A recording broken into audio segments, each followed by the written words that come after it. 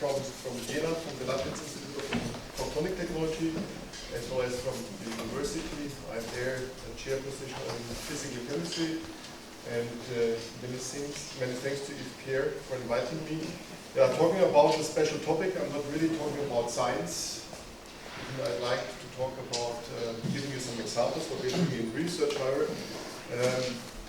I'd like rather to talk about advancing photonics for healthcare in Europe, talking about what are the drawbacks, and I think in the very beginning we already heard about the valley of death, and this is the major problem in translating technology into the market. On one side we have basic research, which is very well funded in Europe, ERC, for example, but also on many national programs. Fundamental research is very well done. And then somehow you come to a certain level. It would be a research level, TRL level, technical readiness level, which might be 1, 2. If you are lucky, you can go up to 3. But if you want to get this into the clinics, and this means really into the patient, you do not just need to convince industry to take this product or this development over. No, you have always to think about all the regulatories to get this into the clinics. And this means at the very end, you need the end user being involved, you need the workflow adapted, or you need to be within the workflow so that your technology is being used at the very end. And then we talk about regulations, we are talking about reimbursement, and I think this is something which is next to funding to get over this area, about this valley, and this is somehow missing. Well, what we need is quite easy. We need a bridge. And how does it relate to funding? So if you look, for example, at Europe, then Biophotonics 21 PPP together with the European Commission, we have a lot of funding. We have, on the one side, we have the ERC, but then we have also the industrial leadership, and we have this societal challenges. There's a lot of money coming in. But I think if you're going really, if you're looking into the details, it will be just halfway that you can go over the bridge, because there is still a lack of getting funding to really cross the bridge, because then you need clinical trials, or even you need preclinical trials. It's very hard to get funding for this. And then certainly you need to really access everything to it in a clinic. So here the solution might be, or maybe is the digital innovation hubs, really getting things together which has been established, as well as that competence centers which already are existing, somehow get together, work together, and I'd like to talk about both parts of the bridge. And beginning, I'd like to start with Photonics 21, and hopefully with everything, then in the future we can really go not just with some products, but with much more products over this bridge. Because you have always to keep in mind, so in general in Europe we need something like, for a medical product, at least 14 years in average to get really into the market. And if we talk about drugs, it could be even longer. And this is somehow the challenge. And there we need some instruments and ideas to speed this entire process up. Well, Photonics 21 has been established in something 2005 as a European technology platform, and there the first agenda was written, and then it has been handed over in 2006 to the Commissioner Vivian Redding. And then when the Framework 7 program started, then there was also a counterpart at the European Commission being established, talking about here the Photonics unit. So this was now is a part inside the Photonics, inside the European Commission, in the with the directorate, and then this way from 2007 to 2007 in Framework 7, there was always a draft of a multi-annual strategic roadmap for Horizon 2020.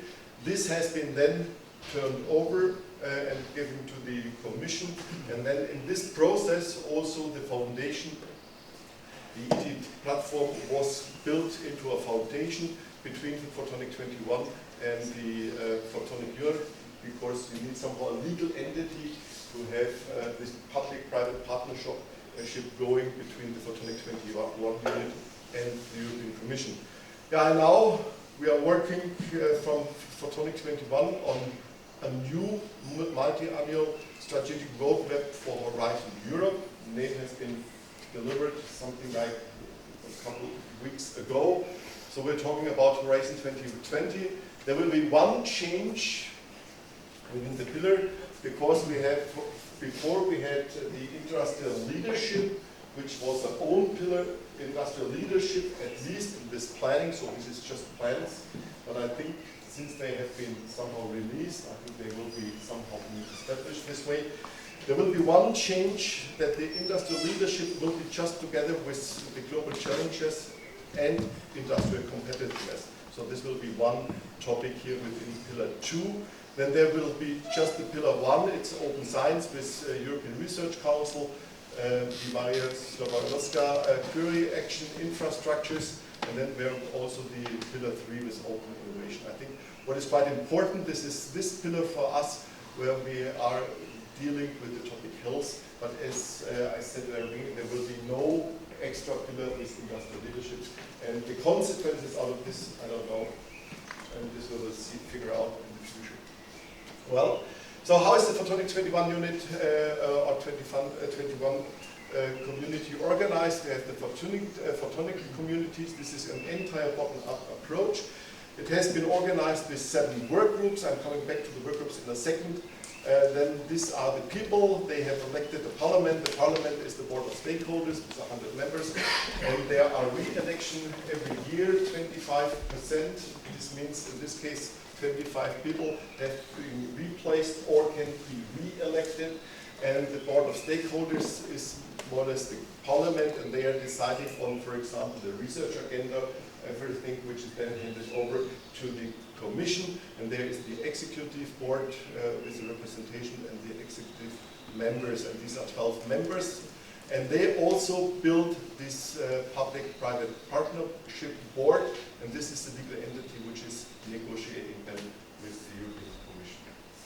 Well, the PPP has is a lean photonic association, and as the PPP contact partner for the EC, it's now, as you can see, a really open, transparent, and inclusive process and structure.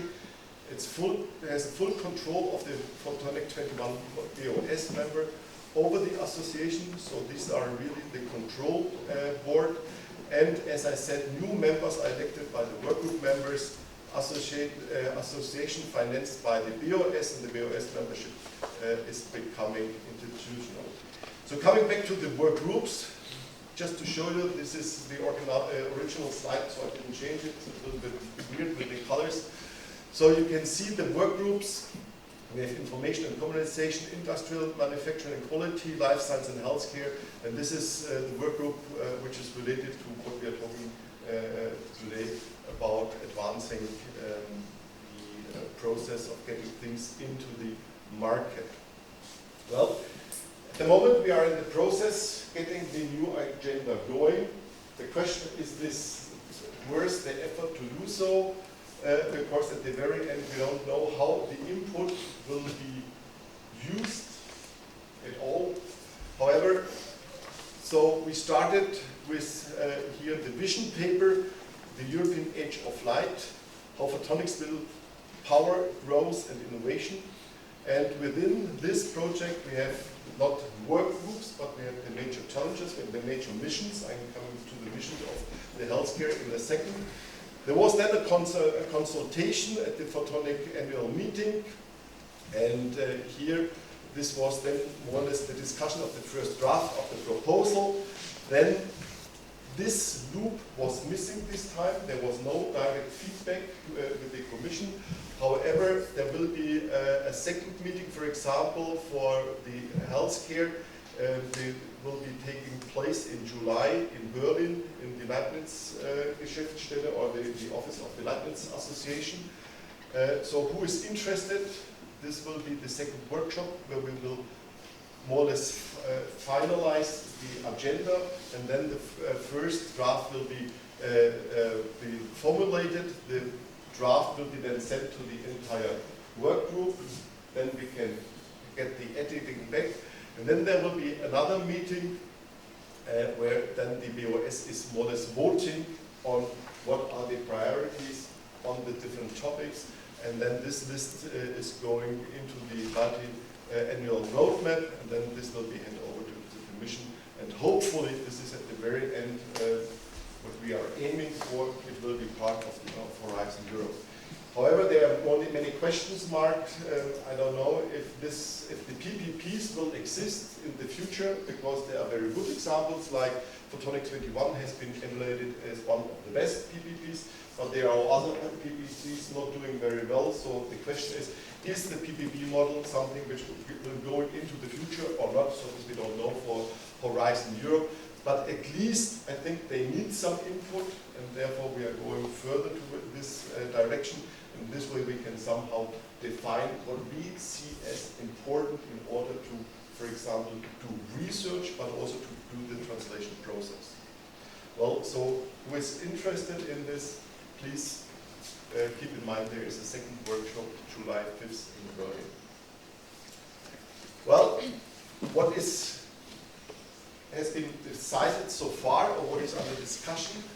So, for our topic, we are talking about instant diagnosis and major disease. So this is the vision and somehow the mission which has been defined. And there are some targets and submissions. And for example, one of these targets and submissions is that we want to develop mobile wearable photonics devices, advanced biosensors for instant point of care, but also point of use detection, because it's not everything for health, it should be also being used somewhere else, in food, for example, therefore point of use, diagnostics and treatment that measures the wearer's medical conditions and wellness wearables for monitoring environmental parameters. So therefore, there also the point of use application.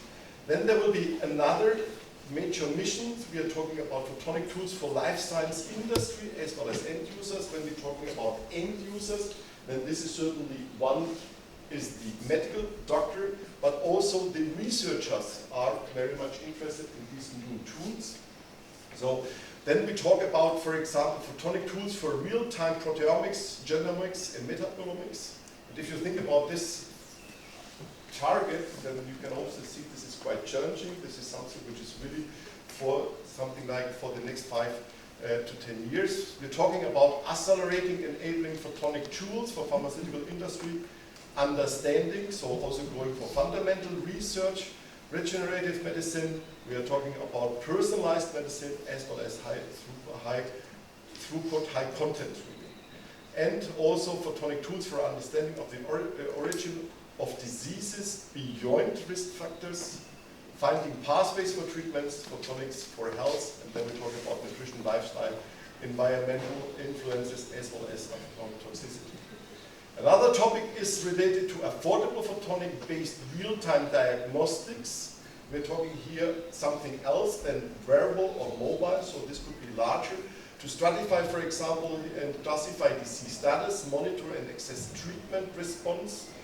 And this will open the door for practical implementation for precision medicine, really going down to the patient, to the disease of the patient, really for a target therapy. Another topic which has been decided should be being implemented is optogenetics for treatment of the brain and heart diseases. Photonics for psychological, physiological treatment, which is something quite open, and there we have to be really define very well that this is really going into a scientific way. Photonics for interventional guidance. This is more or less going to surgery with augmented or mixed reality, and then also a multi-scale access to the body, depths of penetration and optical resolution. You see, this is somehow a lot of different topics. And if you're really looking into these, then you can imagine then these are quite challenging because they are going way beyond what has been achieved so far and will be achieved, let's say, in the next 2 or 3 years. There are certainly other issues quite important, which has to deal with the digital world. It's about big data, it's about data processing, it's artificial intelligence, it's about data mining, so all these topics need to be included. as well as one is quite important in standardization, because this is something which has been used or addressed in somehow cost activities, but never been really addressed in the project, for example, of the within Horizon 2020. I think this is something which is quite important in order to get really a boost into industrial applications. Well, so this is Europe. On the other side, I've been also talking about national funds, and there, if you look in different countries, so far I'm aware there's just one country, Germany, which has a dedicated photonic program over more than 25 years, and we spend every year something like 100 to 105 million euros just on photonics, certainly in the entire field of photonics, but I think in the last 15 years, where Biophotonics is coming onto the scheme, we put also something like 250 to 300 million euros has been just spent on photonics by the German government on topics on biophotonics. Well, when we go to Europe, there is not a real specialized budget in different countries. It's more or less based on projects, or it's based on certain topics where some funds are available. For example, in UK there was this funding corresponding to the high-level department on electronic sensors and photonics, but today I learned there will be also a change going on in this field. It's everything related to the challenges. Austria, for example, has a dedicated program, but related to a production program or to an ICT program where photonics play a certain role. And also Austria was quite interested in getting some European co-funding for sensors, and sensing in the field of life science and medical science. And certainly there are funding on a smaller level, like the Irish Photonic Integration Center or the Challenge Photonics in France. However, there are not too much dedicated funds around, and I think this is also something. Even there's a change in the funding in Europe, and as well as the national always going to the challenges, I think, but it's still also quite important to keep in mind that we need key technologies being funded, because these are the enabling technologies at the very end being used, and I think this is something which needs to be addressed also in the future. Even with the ground challenges, we can develop our techniques further, but I think people need to be aware that there is a special technique behind, and therefore the key technology should be always addressed. Yeah, please. Just for the record, to us that Netherlands is joining the club. This year and the next year we're going to spend, government going to spend 160 billion for the only year. Yeah. And this is, I think this is quite important that more and more countries follow these examples in order to push the technology. At the very end, certainly, it needs to be justified by a grand challenge. But as I said, people need to be aware, politicians need to be aware that there's always technique behind. And this technique in our case is photonics. In Germany, we have also a change. The department at the ministry, which is in charge of photonics, is not anymore just photonics. It's now called photonics and quantum technology.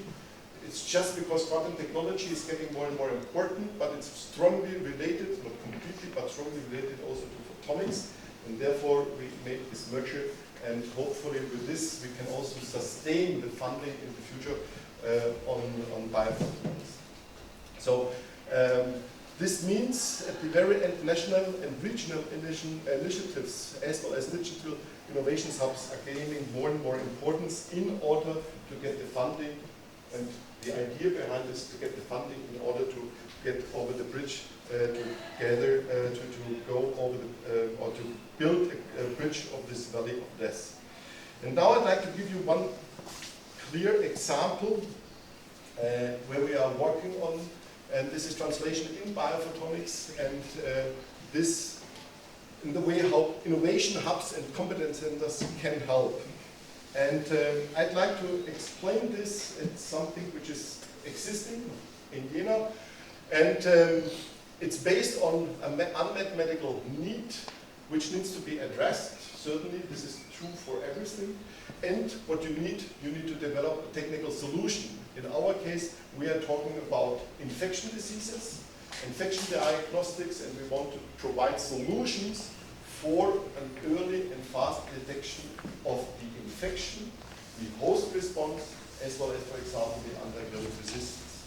So this is what is our target, and what is quite important when we talk about medical techniques, medical development, then all these technical solutions are within a highly regulated environment. This we have always to keep in mind, because at the very end it's close to the patient, or it could be even within the patient, and therefore we have to take this into account.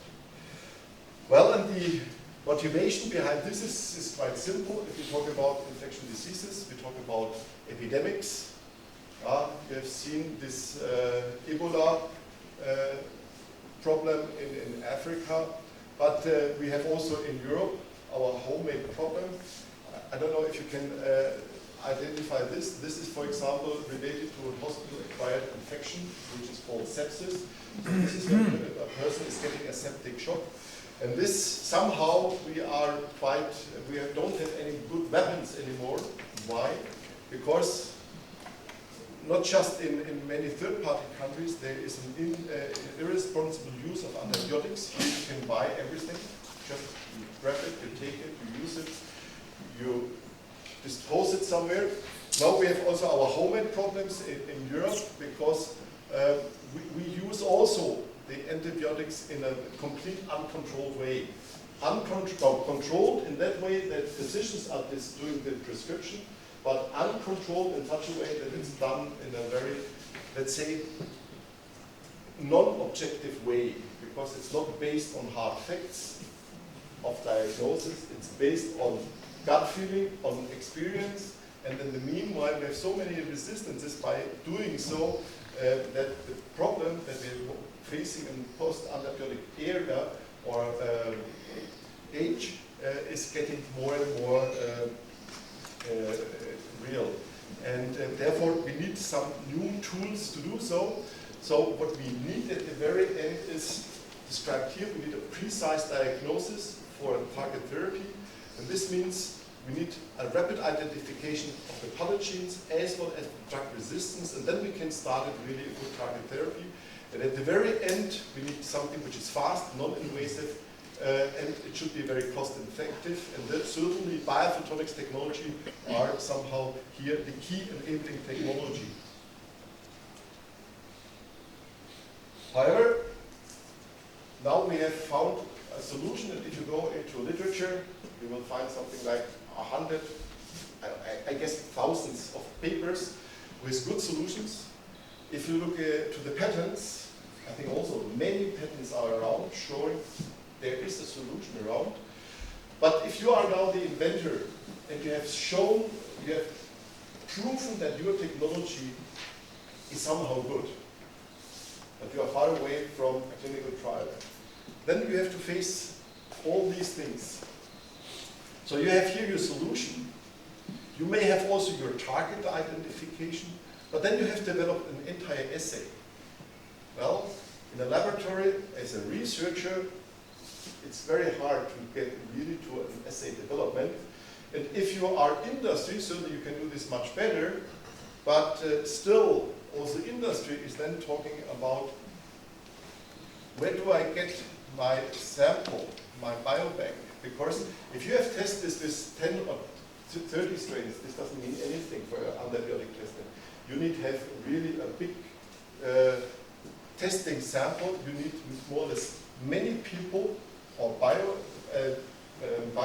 samples from people. You need a representative cohort, which is not easy for industry.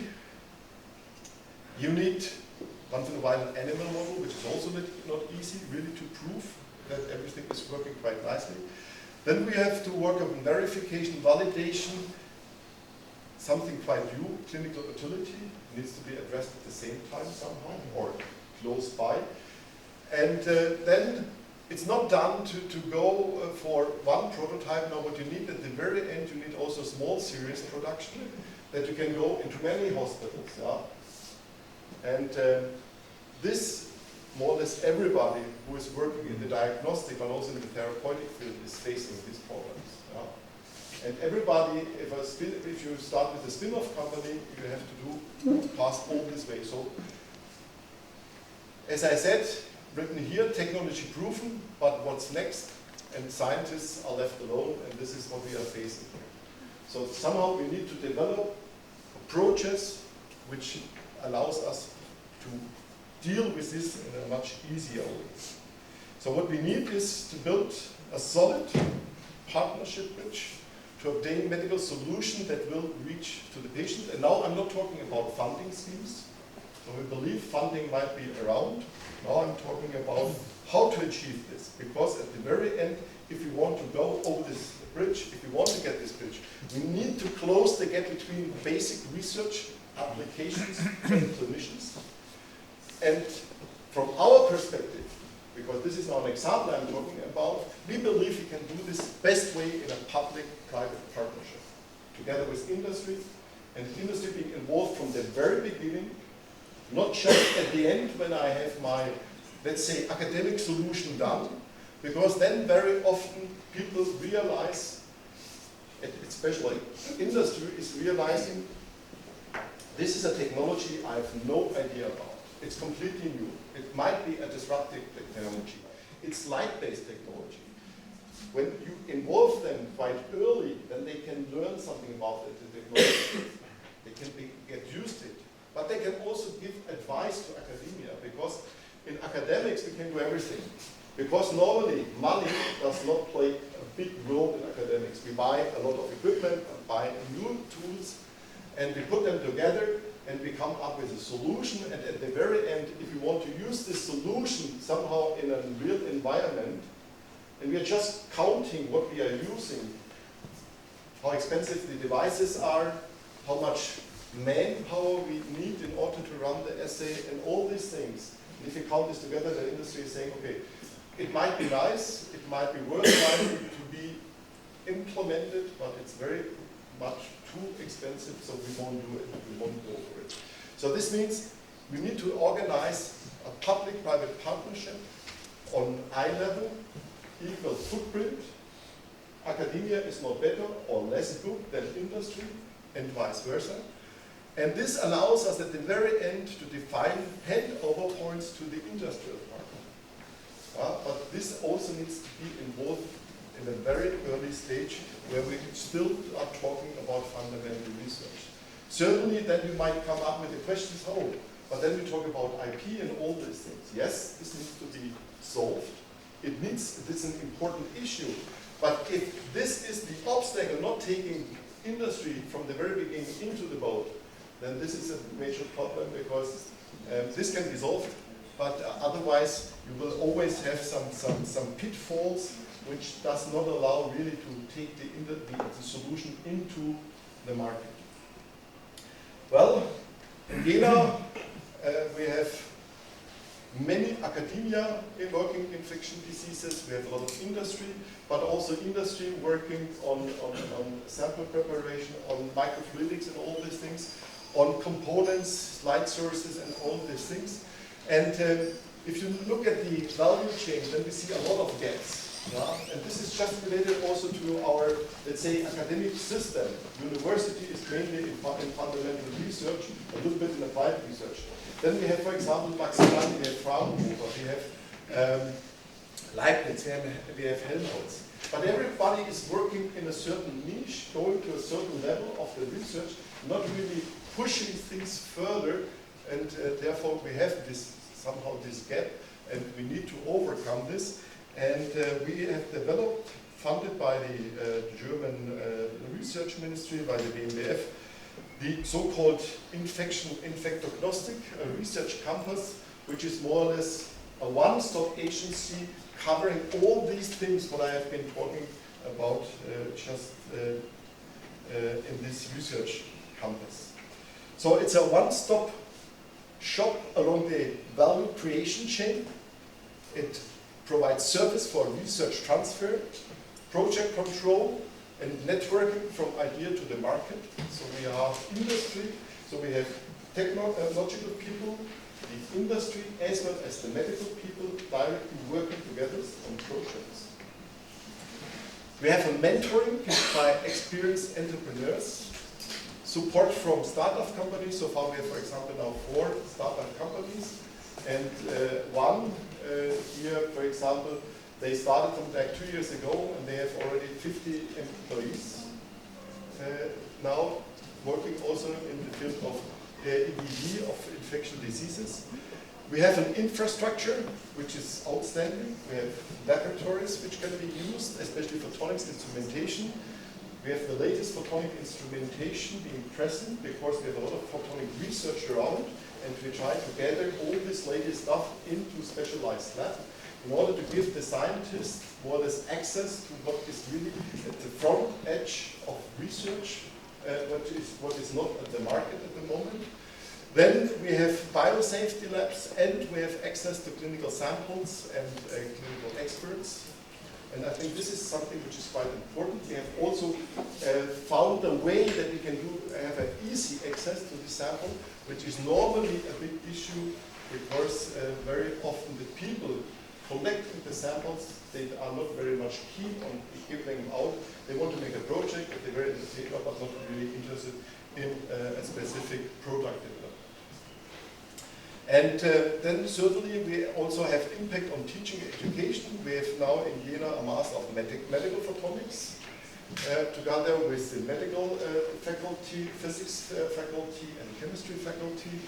And we have a diagnostics-oriented graduate program also being established. Well, just to show you what I was talking about, disruptive technology, for example, we have now developed a technique which allows us to take blood sample, a urine sample, isolate the bacteria out of this, and we can do the identification more or less in real time on a single cell level based on optical spectroscopy. Not too many companies are aware of using, for example, Raman spectroscopy. Many scientists are, let's say in my age, when they have been in contact with Raman, this was something like 25 years ago, and they have not really been aware how this technique developed further. 25 years ago, this was a very slow, a very expensive, related with big instrument technology, just being used by physicists.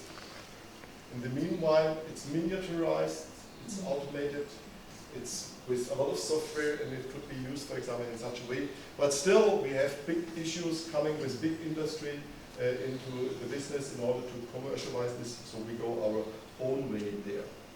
And what is also one challenge, what we want to address here, is that normally Raman is still quite expensive. It's not anymore that big, but we want to make Raman really effective, going down to something like 3,000 euros, and in the future have Raman, for example, for 500 euros. And then you can use this technology, for example, in all different physician practice. Just to show you why this is of importance.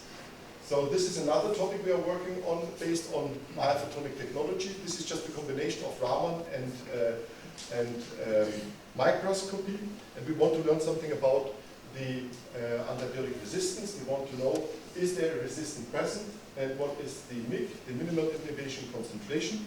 And we have an approach which is quite simple. We use a Raman microscope for taking Raman and doing imaging.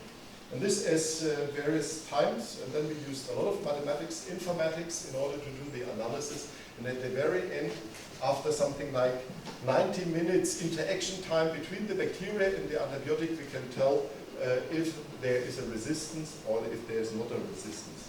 And what we developed is now, for example, something which is already one step further. What we developed first was a nice chip device which was not able to be parallelized, where we couldn't measure too many concentrations at the same time. Now we can measure, for example, here 5 antibiotics with 4 different concentrations. We have a control experiment and this on one chip. Still, this chip is still quite expensive, but there are now ideas to get this down to something like 1 or 2 cents per chip, and then such a measurement in a hospital is not anymore as expensive as it would be now. Well, and how does it work? So we have some electrodes there. We put our bacteria, for example, here into this little container with the electrodes. We are able to push the bacteria into the center. This means we need something like 100 or 200 bacteria just in the center, and then we can do all these measurements over time. And just to show you how this works, so here you can see the bacteria are coming. We capture them, we do Raman spectroscopy there, but also we can do imaging. And here, for example, you can see this is an antibiotic which is not really killing the bacteria, it's just preventing them from dividing, and therefore the bacteria is getting longer and longer, and somehow this way it's dying. So within 90 minutes we can tell if this is 90 minutes measuring time. So the entire process takes something like 2.5 hours to do so.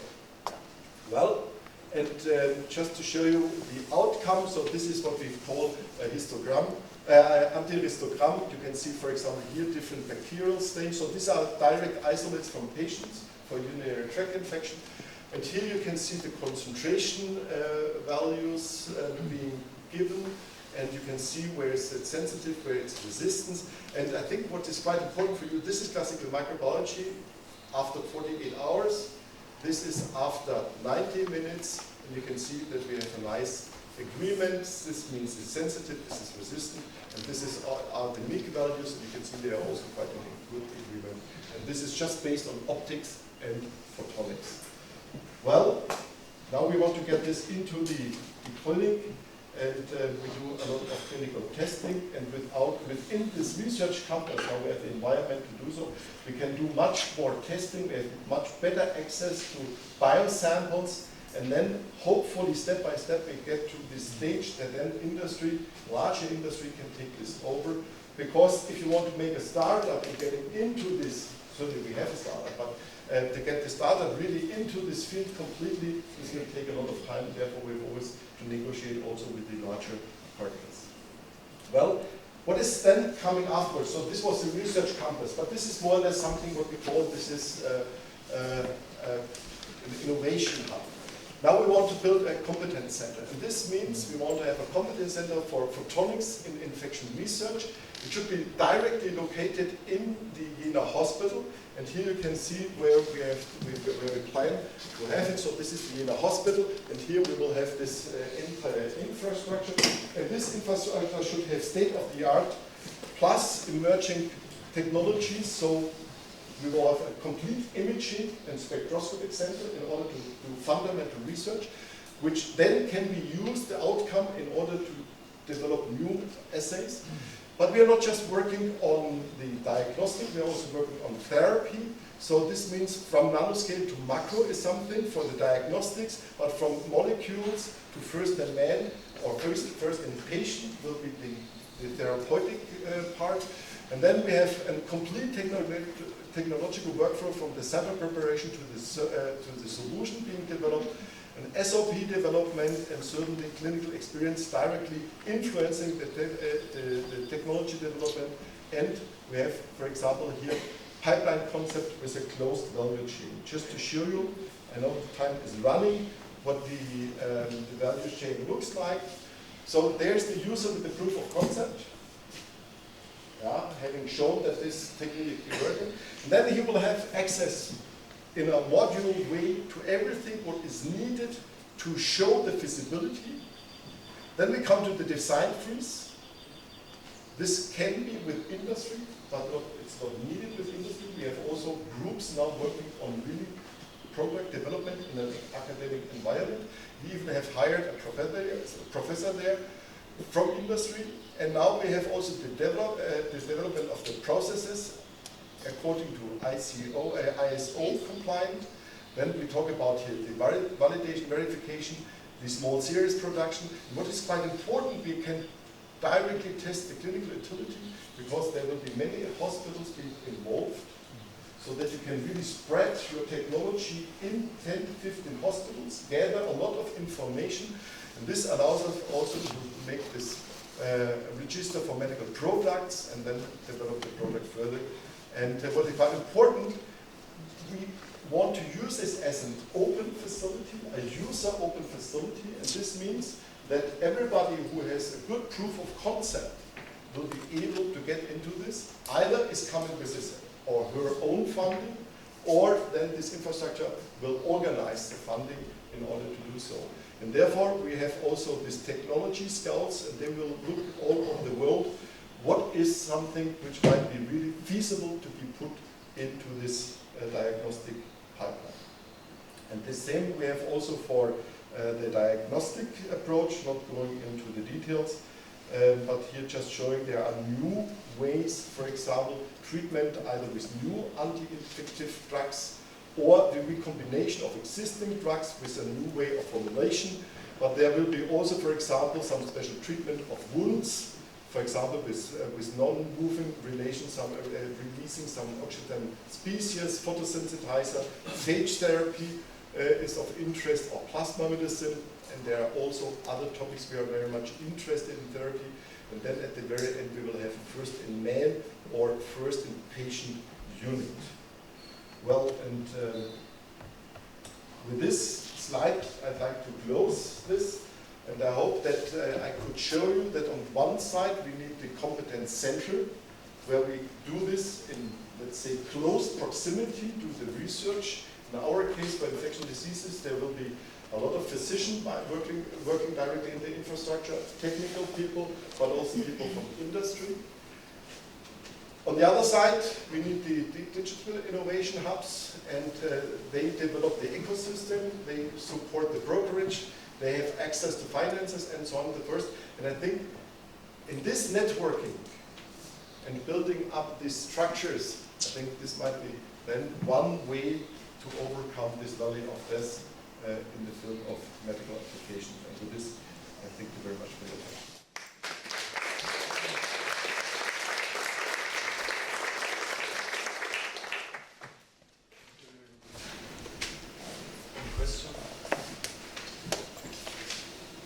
I'm very curious on how that works with bringing the own money and using the facility. Is that similar to the ACTRAS program, or how do you approach that? And is there any transparency in how one gets success there? So the money, so when we want to, so we applied for this in Germany, this I didn't manage. We have a so-called national roadmap process for large infrastructures. And this infrastructure, if we are successful, so we have been evaluated, and the evaluation report of the Scientific Council, Wissenschaftsrat in Germany, extremely positive. And now the decision at the very end is with the research ministry. And if we are lucky, then we will get the funding there, and then we talk about 150 million euros, where the infrastructure will be provided. And then the access is open, and there will be different funds being available, for example, by an organization like FIND. And also then in Germany we have funding, but also people can come, for example, with funding from the European Commission. So this is... They pay then for the facility, or... They bring their own money for their own people, but then they can use the facility because the facility will be provided by us. So that is for free, facility? The facility at the very end will be partially being free, but the people have to provide their own money. Yes, so when they come with 10 people, so the part of the infrastructure is completely provided by the funds being available. But certainly not all projects, the entire project cost can be covered completely. So there people need to come. For example, if you are coming, so the infrastructure will provide something like 100 people. Physicians, technicians, scientists, people in informatics. And when you come, for example, with one project with 10 people, we can cover, we have place for 5 projects with totally 50 people, but these 50 people need to be paid by somewhere else. So you see any impact. What is the timeline? Hopefully in July we'll get the positive feedback. It's already quite a long time because Germany had no government. So the decision was quite late. So it's, I hope it will will come quite soon, and then the infrastructure needs to be built up something like 3 years, and then hopefully in 4 or 5 years we can start. So meaning in 4 years one can show up with such a project? Yeah. Wow. Okay, short question. The access to the sub, is it restricted to Germans or to people from Thuringia? Or is No, it no, open? it's at the moment it's planned for Europe, a European open platform. Thanks. One last question, Raoul.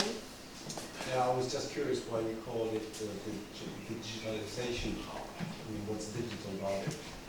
So the point is at the very end, so the competence center certainly is something real. It needs to be existing. But you can also use other infrastructures which being not, or which are connected more or less in a digital way.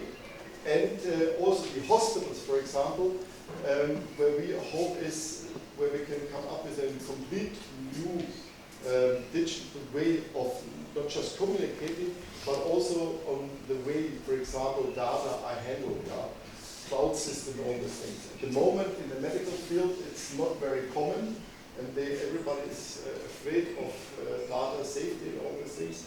But at the very end, if you have such an infrastructure, then we need to have everything together. And this certainly is not working anymore with the traditional way. So we have to come up with infrastructures. And then so what we'd like to have is not very intelligent tools, because at the very end they need to be cheap. So we want to have a measurement device, and then the entire analysis is done somewhere else. And this way you can also control if the device is working properly or not.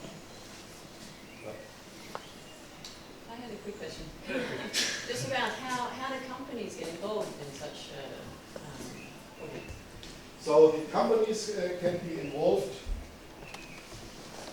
more or less at any stages, but depending on the project, it could be, for example, here, especially here in this development of the prototype. Design freeze means this is a prototype where you don't change anything anymore. So this is something which more or less is ready for getting to the market, but is not certificated. Okay.